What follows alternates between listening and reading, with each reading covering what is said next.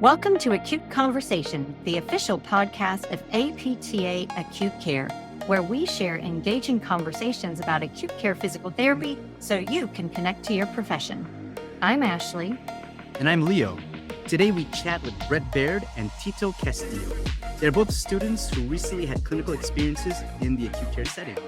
We discuss their time in acute care, relationships with clinical instructors, and their opinions on my co-host and our producer of this podcast, Edward Mathis. Let's welcome our guest. All right. Welcome, Baird, who is a recent DPT grad from Central Michigan University. Not only is he a recent grad, he also just passed his boards exam. Is that correct, Brett? Hold on, Yeah. Here. Woohoo! Congratulations. Thank you guys very much. Exciting. Thanks for having me on. So, Brett, we wanted to have you here. We wanted to talk to you about your acute care clinical experience. How did you end up in getting your acute care experience, and what were your expectations before going into it? And then maybe also what led to some of the success that you had during that rotation? Okay, yeah. So my acute care clinical was just part of my education. We had to have so many hours in each setting. So my last one, my first two, I was in only outpatient clinic. So the last one, I needed to satisfy those hours. I was from the area, so that's why I ended up where I did. I just have to say, you saved the best for last. That's what it sounds like. That's right. That's right. So I know that some of your background in terms of you had your outpatient rotations. Before you were in PT school, you were coaching CrossFit. Was that correct? Yeah, for 2 years, the last 2 years of my undergraduate degree. That's what I did for work. Yeah, and he has a CSCS too. Yeah. So how did you even, before we start talking about your acute care rotation, how did you even get into PT school? How did you even know about PT? How did that happen? Well, I injured my shoulder when I was in high school. And at that time, I knew I wanted to do something in the healthcare field, didn't know what. And our athletic trainer at our local high school recommended that I shadow a PT. Perfect. And everything kind of went from there.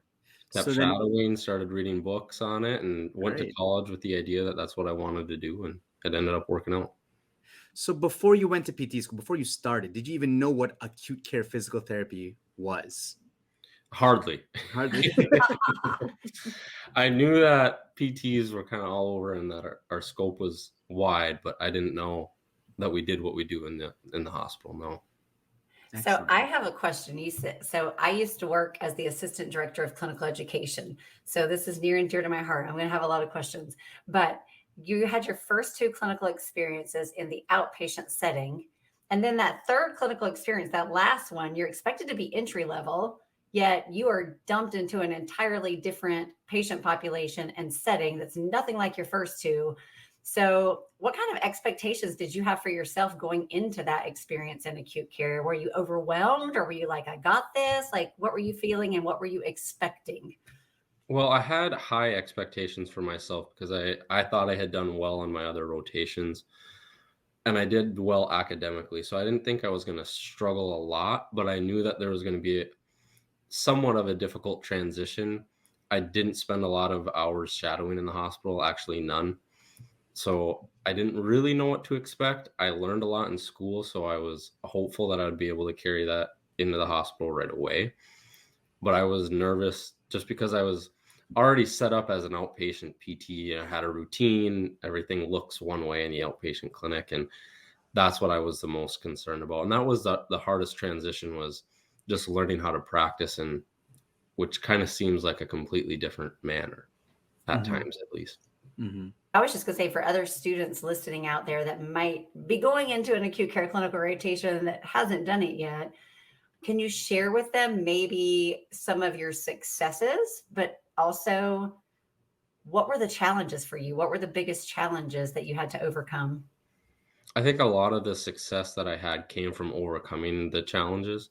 One of the big ones that was hard for me as a pretty type A individual was going from your set schedule of patients come in on the hour, and then you get to the hospital. And during my introduction, Ed was like, just so you know, it's not going to be like that at all. And he had given me a questionnaire on my personality, and he's like, you're pretty type A, so this might be challenging. So it was good that it was it was addressed right away, and I went in with that mindset, which made it an easier transition.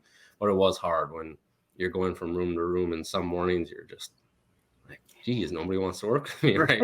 Right. Or it's like, okay, they're not here. Let me go to the next one. And Yeah. then like, you can't be like, okay, I'm going to chart review this patient and then so this patient, then I'm going to chart review this patient and then go see this patient. Then it's like, nope, they're not here. Let's go to the next one. And then the next one.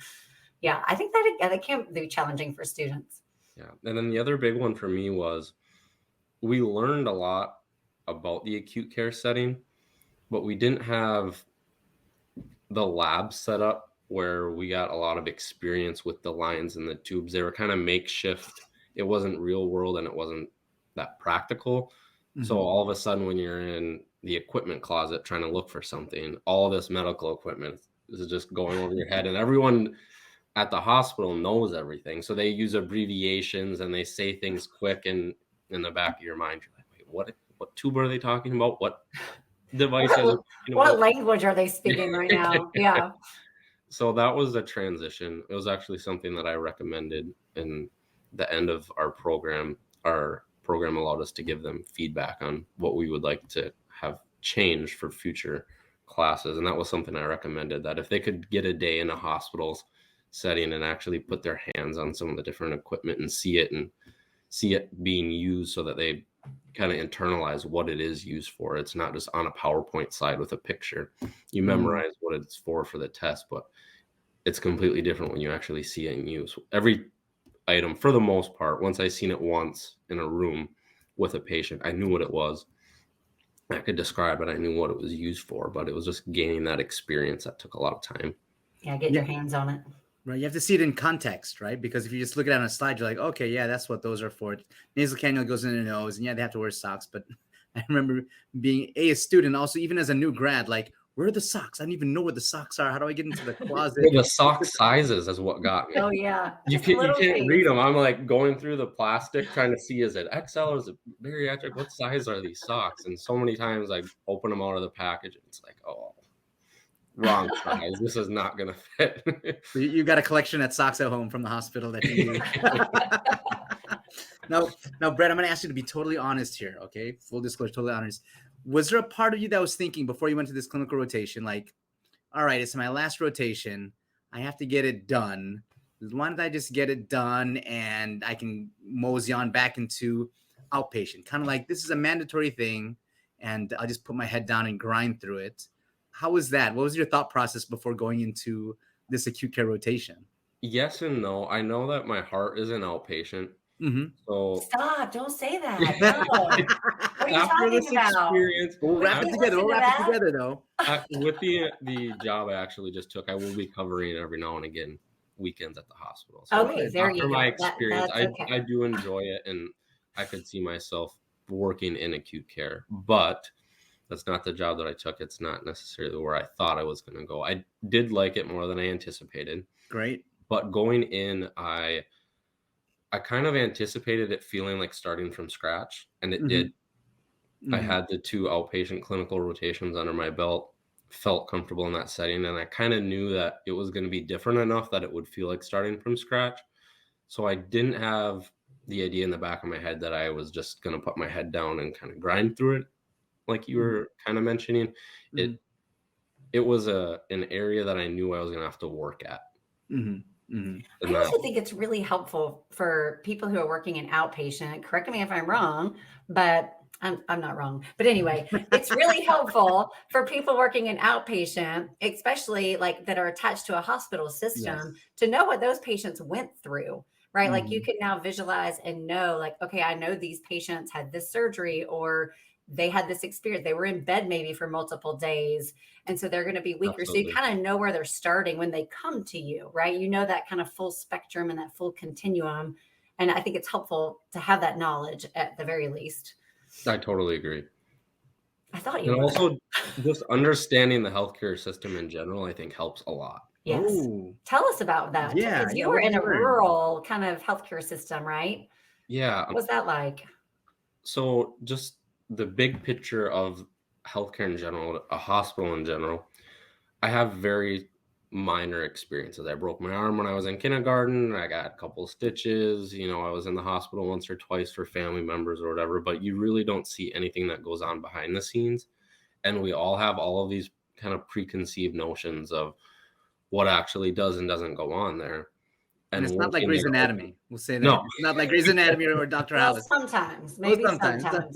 No, I grew a really big appreciation for all the different roles of everyone on the healthcare team and what they do and don't do.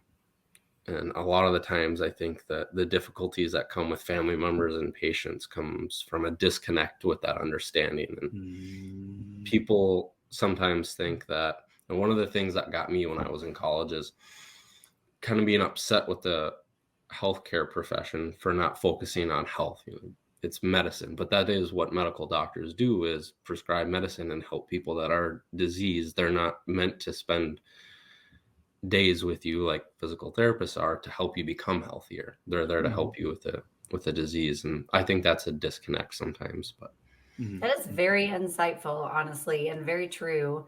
And I'm kind of curious, how was it for you as a student, new in that environment? Because I see this with a lot of my students. How was it communicating with those other professionals on the other teams? Because I think one of the challenges for students is walking up to a doctor and being like, hey, I'm so-and-so from physical therapy, and here's what I think about the situation. How was that for you?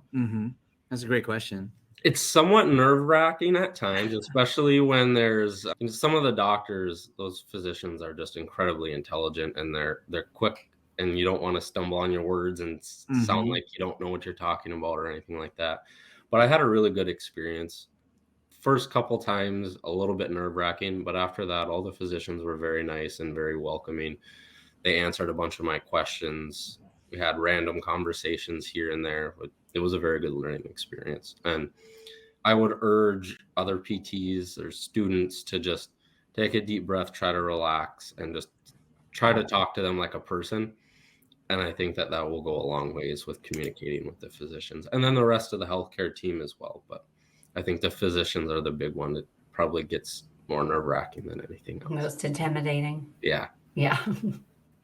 Brett, so who was your, maybe some insight, who was your clinical instructor during this last clinical rotation in the hospital? I actually had Edward Mathis, who was our former, our former treasurer through APTA Acute Care, and also one of our co-producers for the APTA Acute Conversations podcast. So Leo, we could have fun with this. Yes. I actually learned a lot about podcast editing. We had a few down hours now and again, and I got to learn a lot. You know, if you want to volunteer and help us out, we could use the help. What did Ed do to help facilitate your learning? Something that Ed did that none of my other CIs in the past did, which I really enjoyed, were weekly assignments. And at first, it was kind of like an eye roll, like, "Oh, you're going to give me weekly assignments?" No. At least you're being honest. Yep, absolutely. He can be honest now. It's all over, right? Yeah, you're done. You're already passed. Better. You got your report, so you can, you can say what you need to say. Edward's a member of an academy, and I'm not going to be able to recall the name off the top of my head. That would be the Academy in Prevention and Health Promotion Therapy. But it focuses on different areas of health. So every week we had one of those different areas that was a focus, and I'd have to talk about it and reflect. He gave me podcasts to listen to. I liked all of them. He gave me something to listen to once a week on my way in because I had about a half an hour drive. It was a lot of reflecting. At first, I thought it was going to be more directed towards, I thought it was going to feel like school. Assignments, looking up information, but it was a lot more focused on health and me as a person, and reflecting and taking care of myself and making sure that I'm learning what I need to learn along the way. So those were really beneficial, and I enjoyed it. After the first few weeks, I got used to it, and I learned a lot. So, Brett, was that more Edward was able to assess your personality? Because that's interesting. So he gave you a personality profile. Did he kind of take that and then he kind of molded the assignments towards that? Or was it just the stars aligned and he was able to, this is your personality, I was Edward's personality, and it just worked out? How did that come about? I do think that he molded some of the questions towards me specifically. Some of the other ones were just standard. So for the first few weeks, we had different lab values each day of the week, I looked at a lab value. We went through a lot of the core competencies and the different documents that are recommended for acute care. And that was just an easy way to digest that information. I didn't have to sit down in one night and read it.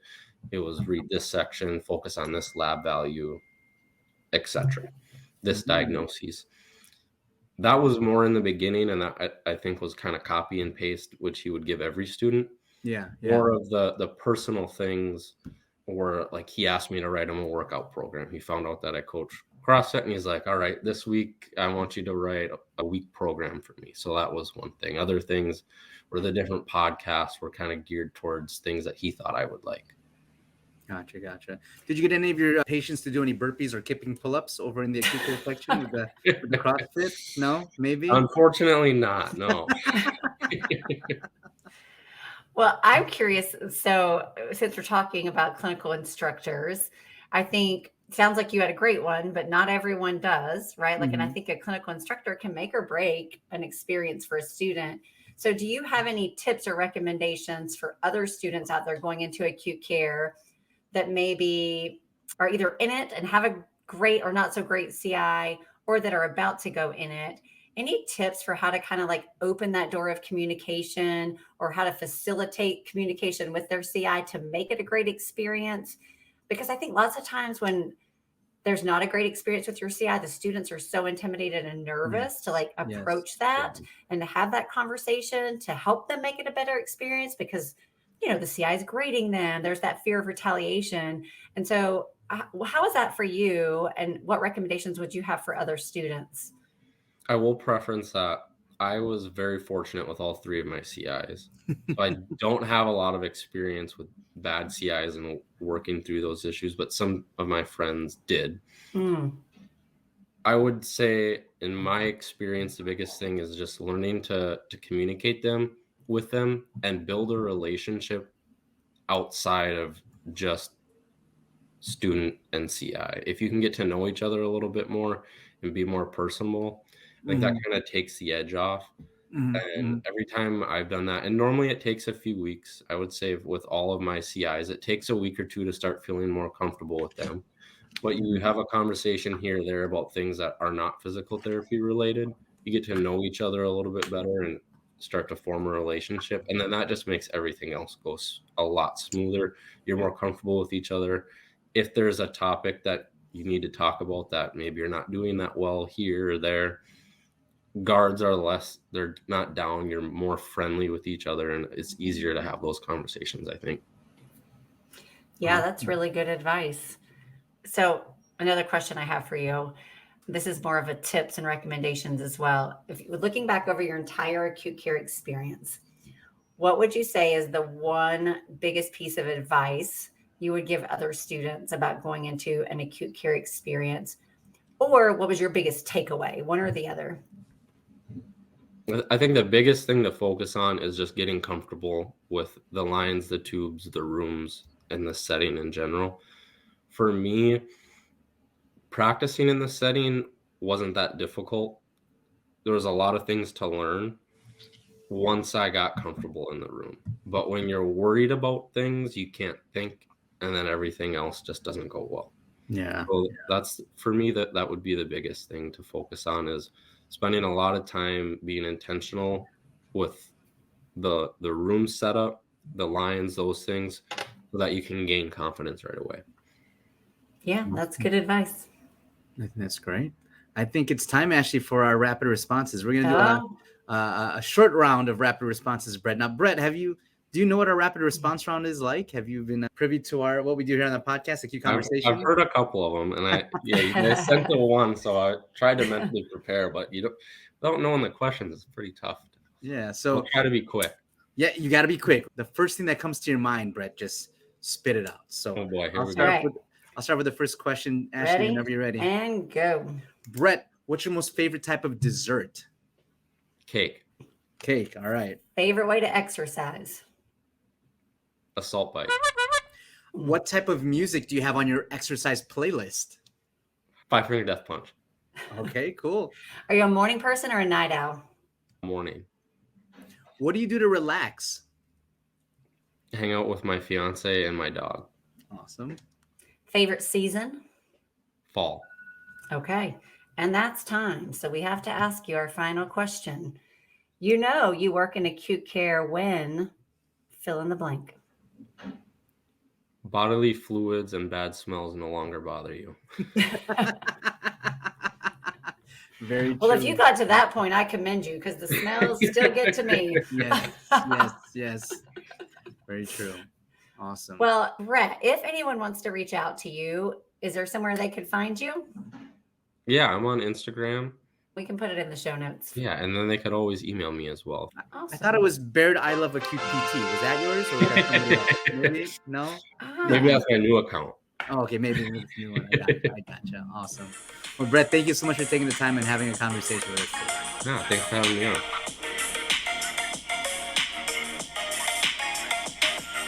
Ed is like, when he walks, he's on a mission and he has no regard for where you are.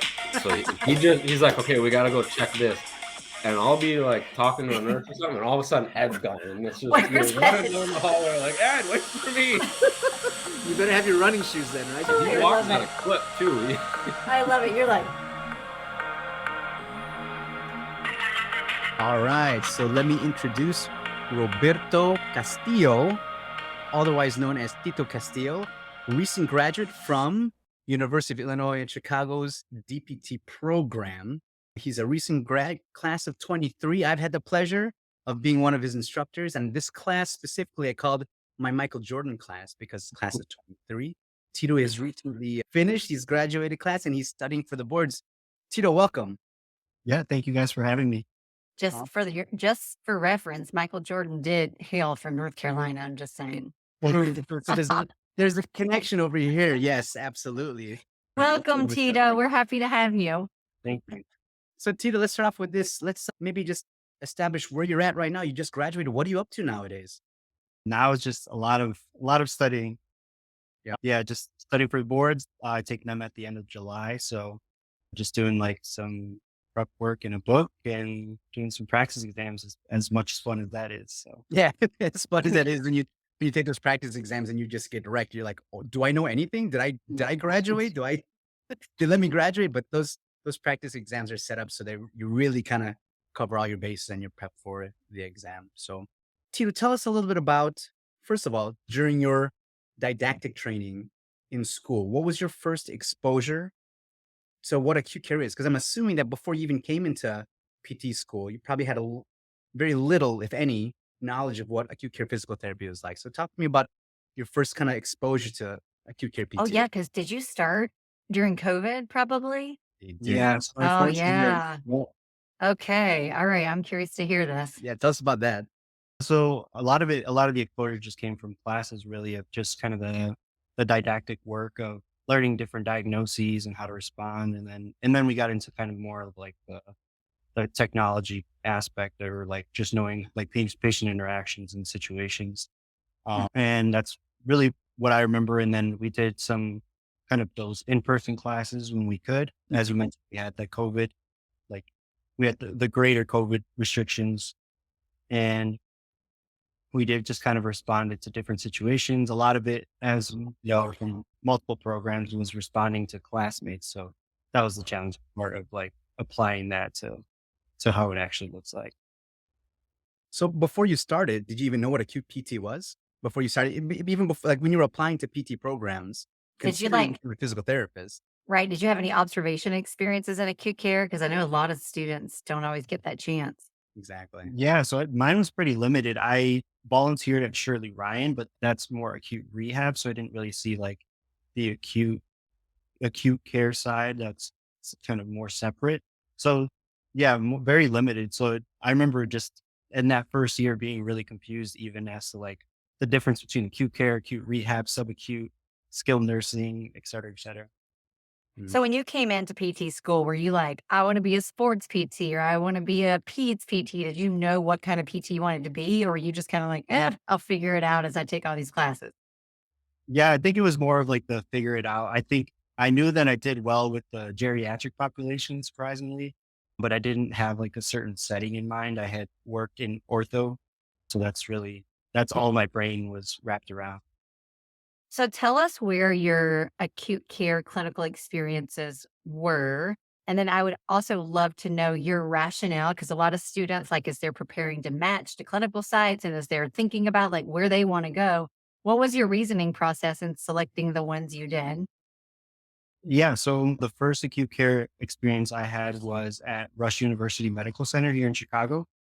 And a lot of the selection for me, at least, was here in the city. It's a pretty well known hospital in terms of like quality care that they can provide and just resources. And then proximity, just staying in Chicago and still having like friends and family around. And that one I really loved. It was an exposure to like different floors that they have. We spent about 2 weeks per unit. Oh, that's And cool. yeah, so we did like medical ICU, adult ICU, we did oncology, neuro. We didn't do any cardio at the time.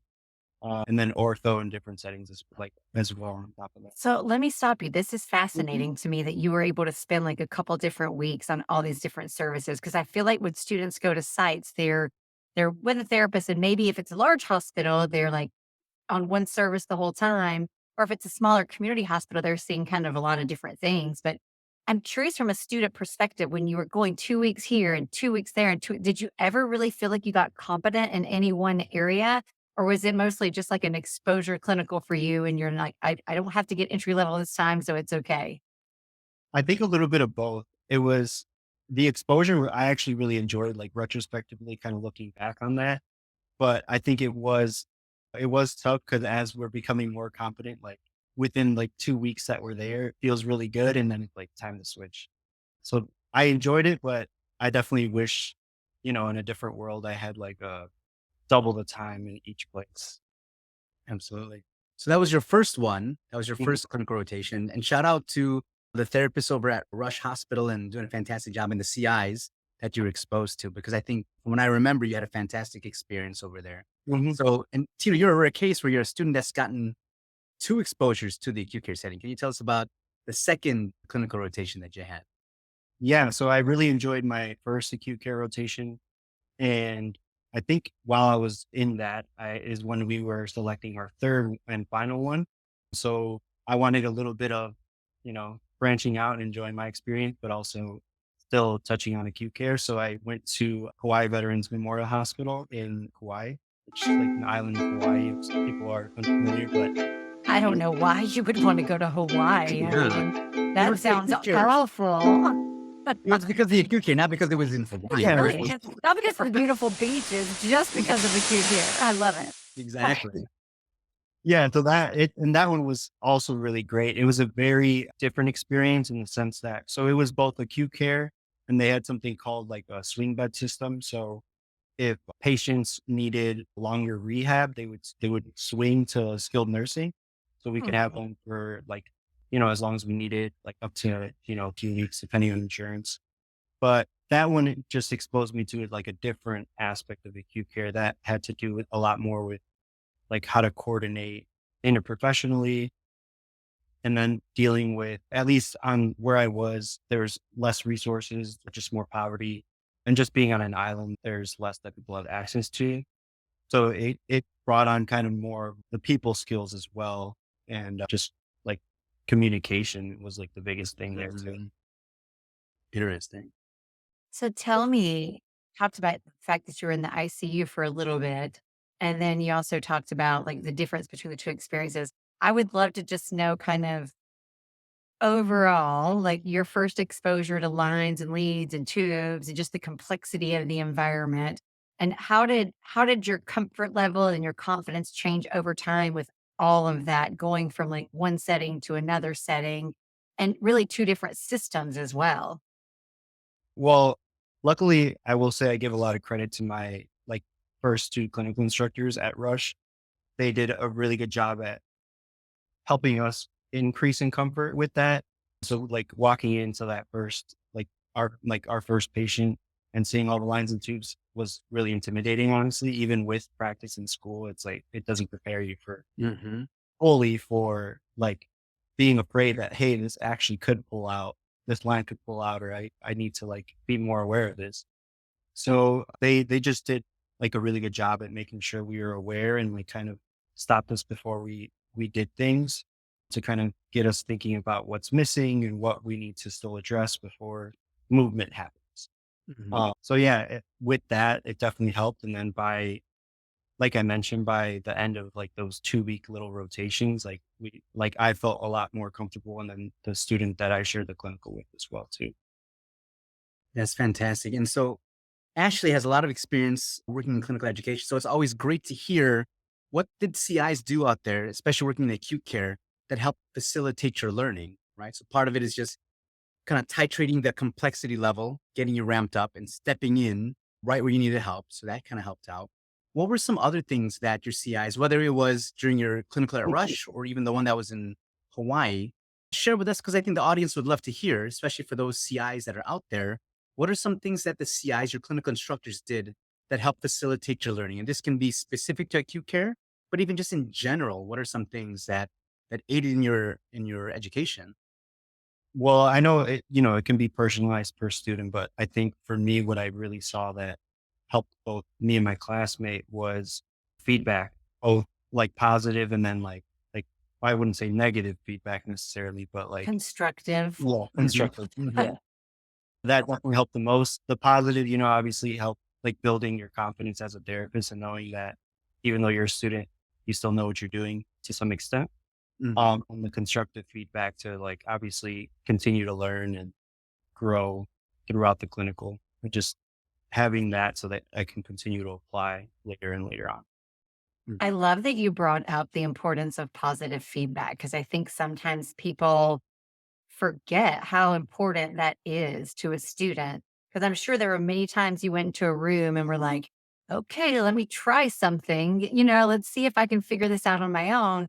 And then you walk out of the room and you're wondering, like, how did I do? How did I do? And when you hear that positive feedback, you specifically said it helps increase my confidence. And that's what we hear a lot from CIs is like the students just need to be more confident, but they can't be more confident if you don't tell them good job on this specific thing that you did so you can repeat it. So I'm so glad to hear you say that. Just kind of touching to what you said, Ashley, of like the specific feedback I think is important Mhm. versus coming out of a room and just being like, you did a good job. I'm like, oh, okay, thanks. But the specificity helps a lot too, to know, oh, that was good. I'm going to do that the next time as well. I agree so much. And I'm curious, I would love to hear for now that we're on clinic, you're going to get me on a whole new tangent here. But anyway, I digress. I would be curious to hear as well communication with your CI, like, and especially in acute care. I feel like that communication is really important. How did you and your CI kind of establish how you were going to communicate, when you were going to give feedback, and specifically, what about your CI made you comfortable opening up and communicating with them? I think it was just their approach of like not or not being what would be the best word, like condescending. So Mm, just kind of like seeing us as like peers as well, or just giving us an opportunity to learn. yeah. That definitely helped the most. And I think, at least for my first clinic, and I think my second one as well, just kind of establishing my CIs did a good job asking when I wanted feedback. So I know some people do better getting the feedback immediately, like throughout the treatment session while you're there. Whereas some students may prefer like, oh, let me just kind of go through the treatment and then we can talk about it after. I kind of did. I preferred a little bit of both because I obviously, in terms of patient safety, we don't want to make big mistakes. So like having like CI step in when something is leaning towards like getting unsafe, or if something's more beneficial to a patient, like I would prefer to just know right away. Uh, and then afterwards, just hearing kind of the breakdown of how things went. That's great. Now, Tito, you had mentioned about that communication and almost looking at not this hierarchical where there's a CI and the student is underneath them. You said it helped facilitate your learning because they were looked at as peers or maybe like a mentor and a mentee. Ashley, you've done some research in this, right? In terms of having the students feel like they're a part of the group, right? Feeling Yeah. welcome and how that facilitates the learning as opposed to this, you have to, because I think a lot of CIs, they have this kind of old outdated mentality where you have to kind of prove your worth and you have to kind of rise up the ladder, as opposed to they do sense that they feel part of the team, the sense of belonging. I don't know if you maybe want to expound a little bit on that or just what you found in the Yeah. I research. mean, me and the research team, shout out to my research team, and our paper just got accepted for publication. So be on the lookout in JOPD, Journal of PT Education. Yeah. But we actually validated a scale that measures belongingness in DPT students. So it was already out in the nursing literature, and we just adapted it and revalidated it for DPT. But there's a whole lot of literature out there that talks about how important a sense of belonging is for students in the classroom and in the clinic. And sometimes it can be more difficult in the clinic because you're only there for a short period of time. But if you feel that sense of belongingness, it's going to increase your academic success. It's going to increase your self-efficacy and all kinds of positive outcomes that can come from that. So yeah, thank you, Leo, for bringing that up. A little bit of a plug-in for that. And then, Tito, I wanted to ask you too, real quick.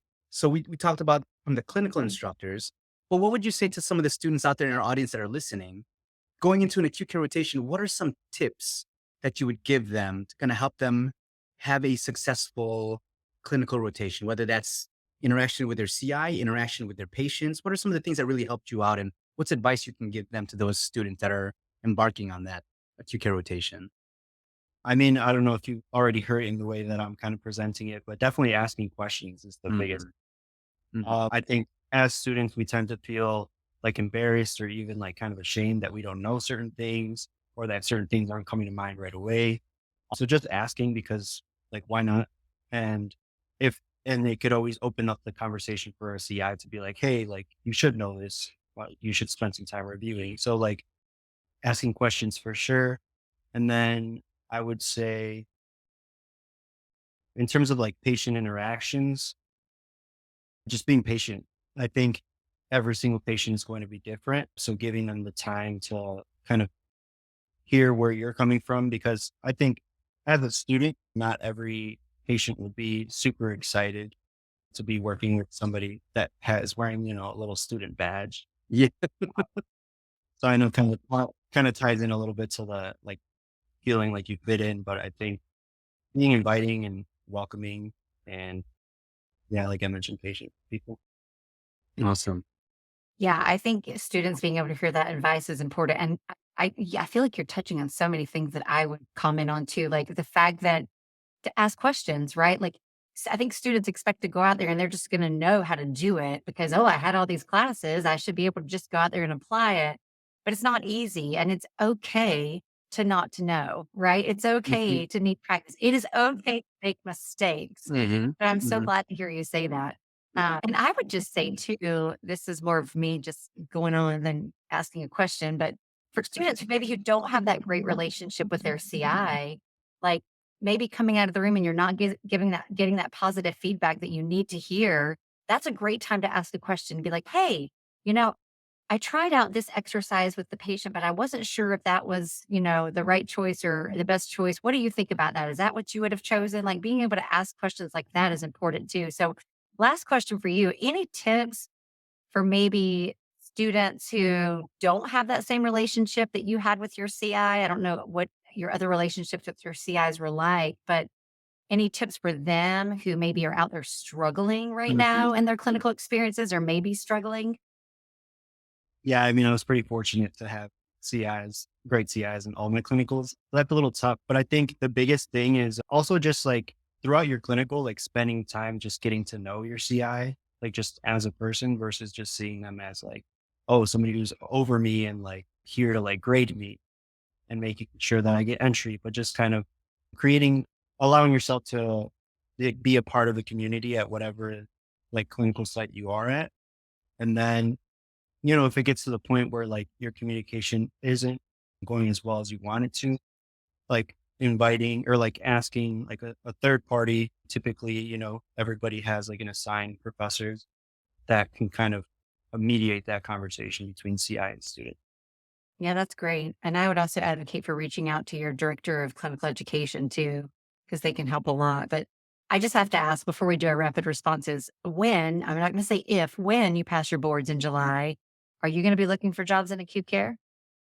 That's the goal. Yes. As I mentioned. We got another one. I love it. I love it. All right. That's great to hear. I would love to move to Kauai, but so we'll see. They fingers crossed they have an open position in acute care. Fantastic. That's great to hear. That's good to hear. Thank you, Tito. I guess you were just exposed to just wonderful instructors at UIC that have motivated your clinical rotations that just. I don't know who that would be. I don't know. Leo, just go ahead and pat yourself on the back. There you go. I have to be careful. Today I I have to was give you shout outs too. today I was working with a student. She was my lab assistant instructor. We were joking around. We knew a lady. She used to be the director of inpatient services. And one of her former professors came back to work as registry. So technically, even though he was her professor when she was in school, when he came back to work registry, she, the former student, was managing. So, Tito, you might be my manager down the line. I better be good. I think I was. Oh, that's great. That is great. I think it's time for rapid responses, Tito. It is. It is. Do you know how this works or do we need to explain it to you? I think a little explanation would help. All right. So we're going to go time you for a minute. We're going to ask you some random questions. No wrong answers. First thing that pops into your head, just shout it out. We're going to go a minute. All right. All right. I am ready with the timer. And Leo, you asked the first question. Go. Okay, Tito, what's your favorite thing to do during the summertime? Be outside. Be outside. Excellent. Are you a morning person or a night owl? I'd say more morning person. Good. Tell me about what's the most recent book that you read? Oh, I read the newest Stephen King book. I'm blanking on it, but that's what I read. Awesome. Very cool. What's your favorite pet? I'm a dog guy for sure.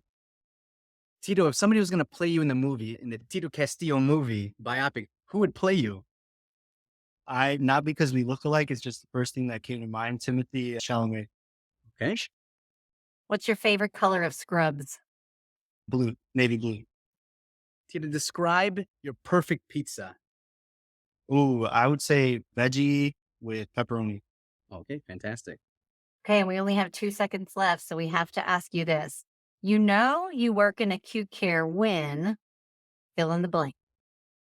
You do your best not to get refusals. Ah. Wow, that's a good one. Ooh, here's a good one too. So when you got refused, this is good for the students out there. When patients said, I don't want to do therapy today. What was your selling point? How would you be able to kind of woo them into participating for those initial refusals, Tito? How'd you make the sale? Ooh, the sale. Sometimes it's just as simple as like, oh, well, you haven't been outside in a while. Or, oh, do you have to use the restroom? Maybe we can walk around. And then you go there and then you end up somewhere else. Right. Exactly. That's fantastic. Yes, I think we should make it our mission to get as few refusals as possible in acute care, right? And one mistake students make, and I tell them, don't do this. You can't go in the room and say, hi, I'm from physical therapy. Do you want to get up and move today? Because then when they say no, you're like, yeah, you're done, right? You just have to go in and go, hi, I'm from therapy and it's time to get up and get moving, right? This is what we're going to do today. Yep. Exactly. You got to make that sale. And Tito, it's great to hear that you did a fantastic job and you had a fantastic experience in these past clinical rotations. Are there any places that people can find you on social media or to be able to contact you if they needed to contact you, if they had questions for you? I don't have social media, but I can share my email. We'll put in the show notes. We'll put your emails in case people have questions, if they have interest in or questions for you, we can put that in the show notes. Tito, thank you so much for sharing your experience with us of coming on the podcast today. It was great to meet you. Yeah, you too. Thank you both. Awesome. Thanks, Tito. We would like to thank Brett and Tito for joining us today. Acute Conversations is the official podcast of APT Acute Care. It is hosted by Leo Argulis and Ashley Poole. Executive produced by Katie Brito and Edward Banks. Music by Alexia Action from Pixabay. Sound effects also from Pixabay. For more information about APT Acute Care, please go to our website, aptacutecare.org. And be sure to check out our show notes for links and resources from the Academy. If you found value from our podcast, please be sure to subscribe, follow, and share with your friends and colleagues. Join us in 2 weeks for conversations with EPT students Katie Kaz and Abby Gibson about their experiences within acute care and their university student-led Acute Care 6. Thank you for listening, and may your shoes and scrubs stay clean today. This is why we need sponsors. Ed, throw this out there as a commercial. We need sponsors so we can film live podcasts from Hawaii, please. Thank you. I mean, this is stressful. We need a retreat every now and then, you know? True.